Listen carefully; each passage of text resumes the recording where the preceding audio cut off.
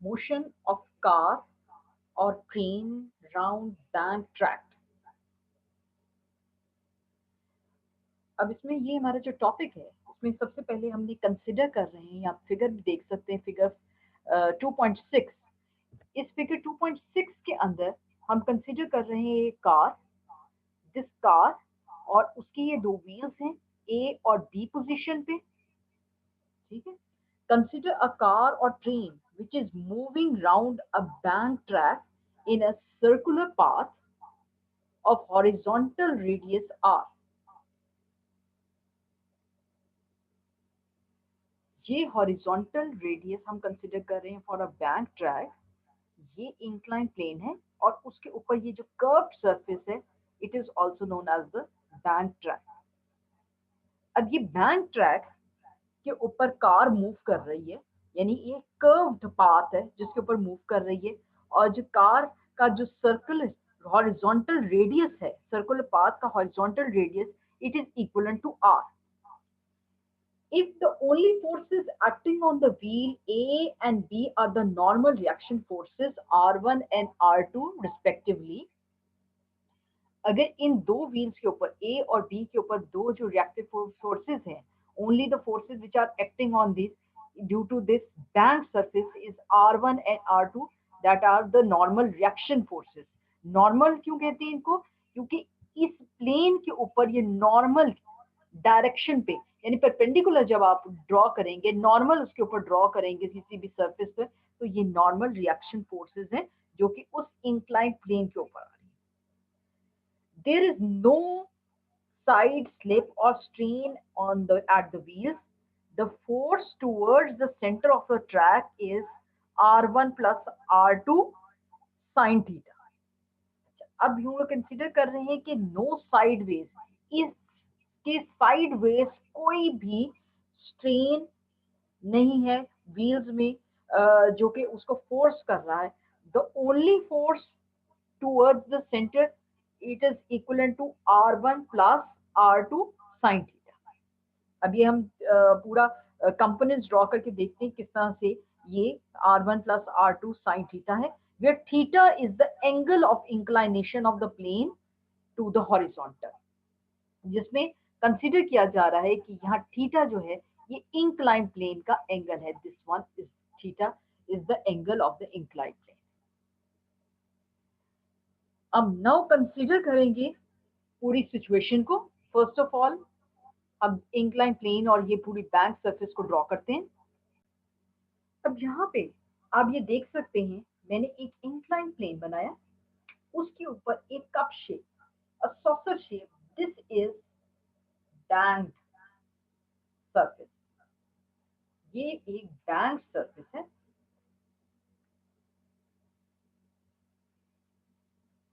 और incline plane having an angle of theta. इसके ऊपर ये कार एग्जिस्ट कर रही है, ये कार कंसीडर करें। इस प्लेन का नॉर्मल जो है that is the normal reaction force, और weight of the car that is equal to mg। अब इस पूरी सिचुएशन को हम कंसीडर करेंगे in the form of wheels, कि व्हील्स की फॉर्म में इस तरह से कंसीडर होता है। Here is the situation. अब ये देखिए, ये मेरे पास इंक्लाइन है, अब इसको छोड़ दें, इस सिचुएशन को कंसीडर, इस फिगर जो एक्चुअल फिगर है 2.6, इसको कंसीडर। ये दो व्हील्स हैं, यहाँ पे आपको दो विजिबल हैं, ये दो व्हील्स ए एंड बी, दो व्हील्स हैं। ये इंक्लाइन प्लेन है which is making an angle theta. अब ये एंगल थीटा बना रहा है। The wait of the car, the wait of the car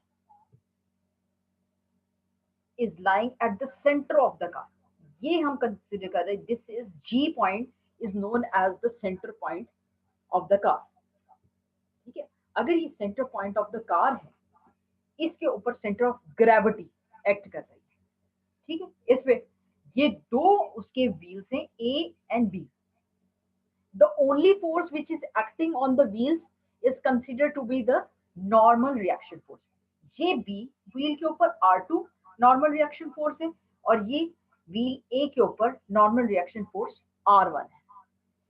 ये कार का सेंटर ऑफ ग्रेविटी है। इस पॉइंट पे the whole weight of the car is acting which is acting downward. ये हमने डाउनवर्ड में शो करवा दिया। ठीक है, अब ये जो रिएक्शन फोर्सेस हैं, अब ये जो कार है ये आप कंसीडर करें एक कप शेप है, जो करके एक कप शेप है। जैसे हम फॉर द रेसिंग कार्स का देखते हैं ना, तो उन पे जो रोड बनी हुई होती हैं saucer shape, that is the banked surface. इस बैंक सरफेसेस के ऊपर यानी कर्व्ड सरफेस के ऊपर कार रेसिंग कार्स मूव कर रही है। अब ये कार रेसिंग कार्स उसमें मूव कर रही हैं, तो हम अब ये कंसीडर कर रहे हैं कि अगर वो सर्कुलर मोशन में मूव कर रही हैं तो उनके ऊपर क्या एक्ट कर रहा है, सेंटीपीटल फोर्स। और वो सेंटीपीटल फोर्स क्या होगा, आउटवर्ड डायरेक्शन। ठीक है, ये आपका डिफरेंट सिचुएशन है। और इसके अलावा कोई साइड वेज, इसके इस साइड पे कोई ना स्ट्रेन है ना किसी किस्म की फोर्स अप्लाई हो रही है। ठीक है, ये कंप्लीट इसकी सिचुएशन है जिसपे ये आपका वर्क कर रहा है। अ कार ए और अ ट्रेन, या इसमें केस में हम कार कंसीडर कर रहे हैं तो ट्रेन के केस में भी हो गए। फॉर एनी बैंक सरफेस जब ये मूव करेगी तो ये जो फोर्सेस, अब इसमें जो फोर्सेस एक्ट कर रही हैं उनमें कंसीडर कर रहे हैं फर्स्ट ऑफ ऑल ये R1 एंड R2, इनको रिजॉल्व कर लेंगे into the components, in horizontal component and the vertical component. अब हॉरिजॉन्टल कंपोनेंट के लिहाज से अगर आप कहें तो ये और इसके केस में, ठीक है, ये और ये आपका कंसीडर होगा। ये हमने हॉरिजॉन्टल कंपोनेंट्स को मैंने डॉटेड लाइन में, ये कंपोनेंट होगा R2x, ठीक है, और ये वाला कंपोनेंट R1x। जबकि ये ऊपर जो उसकी परपेंडिकुलर ड्रॉ किए गए हैं वो परपेंडिकुलर जो हैं और उनके बिटवीन एंगल बन जाएगा थीटा, यहाँ भी थीटा, यहाँ भी थीटा। और ये होंगे उसके वर्टिकल कंपोनेंट्स R1y और R2y। ठीक है, ये आपके कंपोनेंट्स बन गए। अब इन कंपोनेंट्स को आप देखें तो हमने अब बैलेंस करना है। ये वेट जो है, this weight is acting downwards, तो हम ये कंसीडर करेंगे जी आपका ये वेट mg। इसको बैलेंस करने के लिए कौन कौन से वेट, ये R1x एंड R2x। R1x क्या होगा, R1 cos theta plus R2 cos theta, both are making the same angle theta। ठीक है, सेम एंगल थीटा बना है। तो इसको जनरलाइज फॉर्म में हम किस तरह से लिख सकते हैं कि weight is equal to R1 plus R2 cos theta. दोनों एक दूसरे को बैलेंस कर रहे हैं। ठीक है, ये दोनों अपवर्ड फोर्स और ये डाउनवर्ड फोर्स, ये आपके पास एक रिलेशन आ गया, रिलेशन नंबर 1 आ गया। अब दूसरा कौन सा रिलेशन है, किस फोर्स, द सेंटीपीटल फोर्स।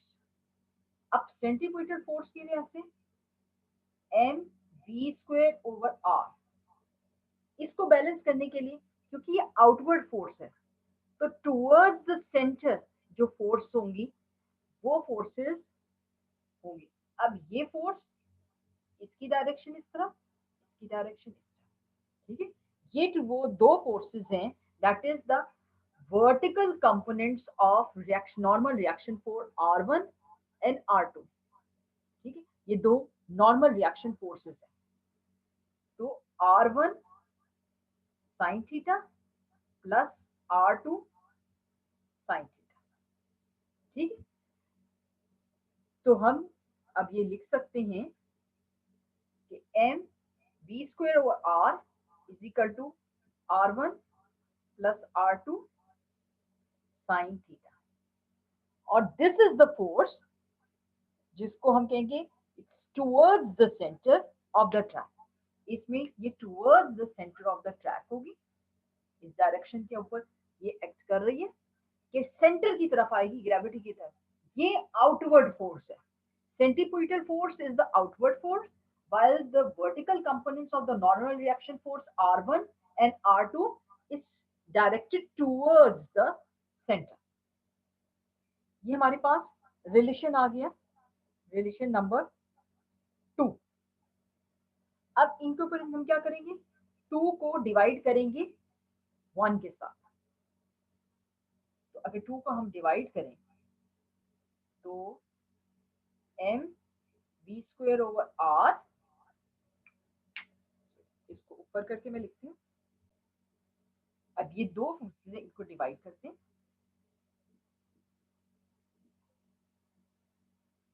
यहाँ आ जाएगा mg, ये r1 plus r2, r1 plus r2 sine theta divided by cos theta. Math math cancel, ये कैंसिल, आ जाएगा v square over rg is equal to tan।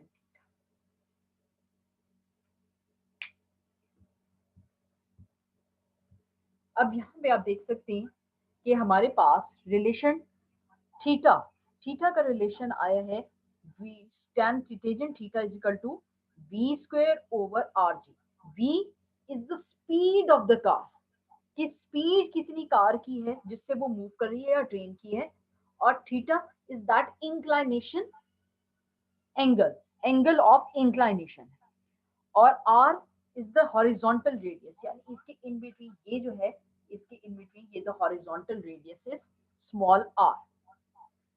सो अब इसमें कंसीडर करते हैं as the speed v increases, जिस तरह से v को इंक्रीज करेंगे तो v के इंक्रीज करने से एंगल ऑफ इंक्लाइनेशन के ऊपर क्या असर पड़ता है कि v इंक्रीज करेगा तो थीटा इंक्रीज करेगा, angle of inclination will increase.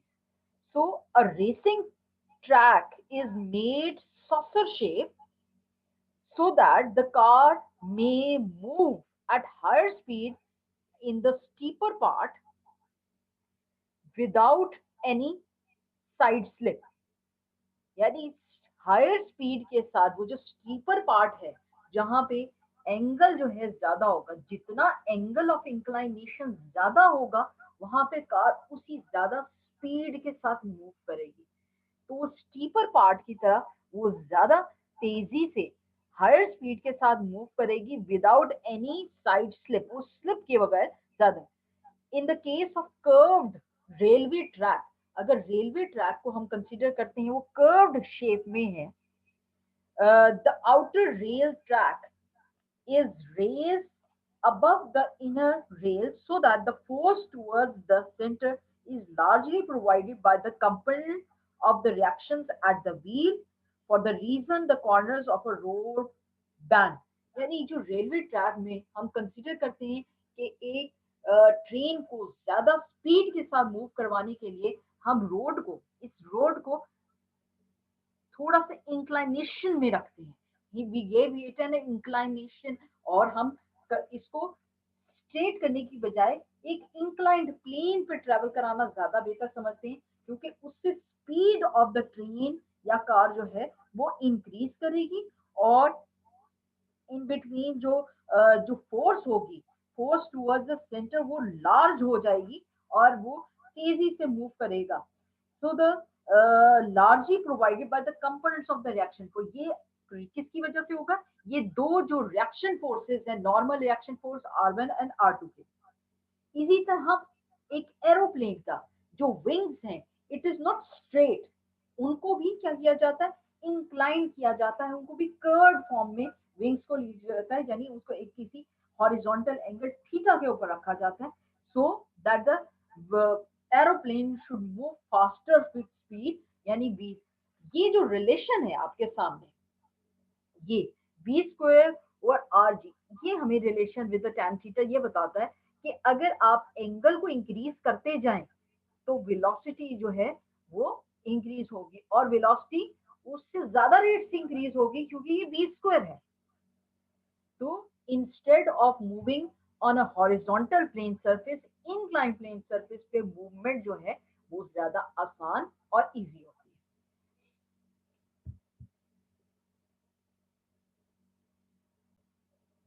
यहाँ पे आप देख सकते हैं कि हमने इसमें सारा डिस्कस किया कि ये जो आप motion of the round bank track है, इसमें हम कंसिडर कर रहे हैं for the car, for the train and for the aeroplane. ये हमने डिफरेंट फोर्सेस को कंसिडर किया है। और इसमें अगर मैं जनरलाइज कर लूँ तो मेजरली जो फोर्सेस थी, first of all its weight, और वेट के बाद ये इंक्लाइन प्लेट थीटा एंगल के ऊपर बन रहा था।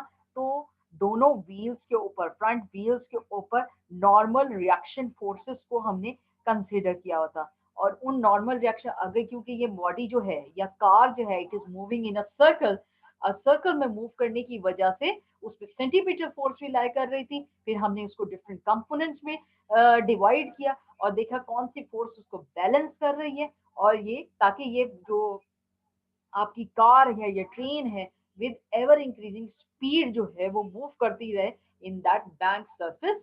और बैंक सरफेस में के लिए कंसीडर करिए कि एरोप्लेन के विंग्स को भी इसी तरह बैंक किया जाता है at an angle in order to increase the speed of that aeroplane. So this was the motion of car or train round the bank surface. Bank surface means a curved surface.